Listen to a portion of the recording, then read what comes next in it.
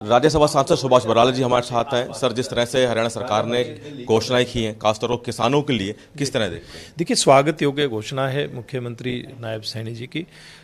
कल उन्होंने घोषणा की है कि पूर्व में जो 14 फसलें किसान की खरीदती थी सरकारी एजेंसियां, वो अब सारी फसलें खरीदने का काम करेंगी। बहुत अच्छी एक घोषणा है, स्वागत योग्य घोषणा है।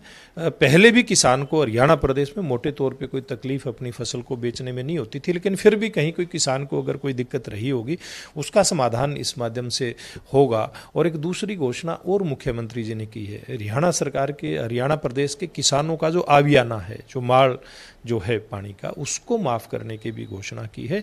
मैं समझता हूँ कि किसान हित में ये बड़े फैसले मुख्यमंत्री नायब सैनी जी ने लिए हैं। इनके दूरगामी परिणाम हरियाणा प्रदेश के किसान के लिए रहेंगे। और जिस प्रकार से पिछले 10 साल से किसानों के भलाई के लिए हमारी सरकार ने अपनी प्रतिबद्धता दिखाई है, हर समय प्रतिबद्धता दिखाई है।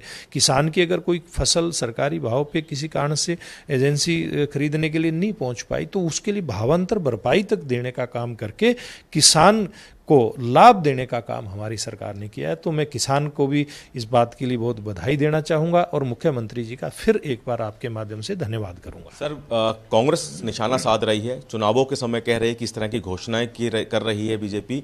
इतने सालों में क्यों नहीं की घोषणा? देखिए, कांग्रेस पार्टी तो अब राजनीति करेगी ही। कांग्रेस पार्टी ने तो हमेशा से किसान को बरगलाने का काम किया। किसान के अगर सबसे ज़्यादा कोई बड़ी दुश्मन किसान की रही है तो ये कांग्रेस पार्टी दुश्मन रही है। हरियाणा प्रदेश के अंदर मैं समझता हूँ एक ये अगर दिल्ली के जो कानून थे उनको लेकर के अगर उनकी बात को छोड़ दें तो इस 10 साल के राज में हरियाणा सरकार को लेकर के किसानों को कभी बिजली, पानी, इसके लिए कभी या फसल की बिक्री को लेकर के कभी सड़क पे नहीं आना पड़ा। लेकिन पूर्व की जो सरकारें थी, कभी टोहाना में कांड होता था, कभी निसिंग में कांड होता था, कभी आपका सतनाड़ी में कांड होता था, कभी फरीदाबाद के पिरथला में कांड होता था। कितने ही बार ऐसे लाठी गोलियां किसान के ऊपर चलती थी।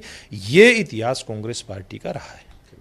तो सुभाष बराला जी, जिन्होंने कहा कि सरकार की तरफ से जो घोषणाएं किसानों के लिए की गई है वो किसानों के लिए काफी लाभकारी है। कैमरामैन प्रियदर्शन के साथ दिल्ली से सूर्य समाचार के लिए विनय सिंह।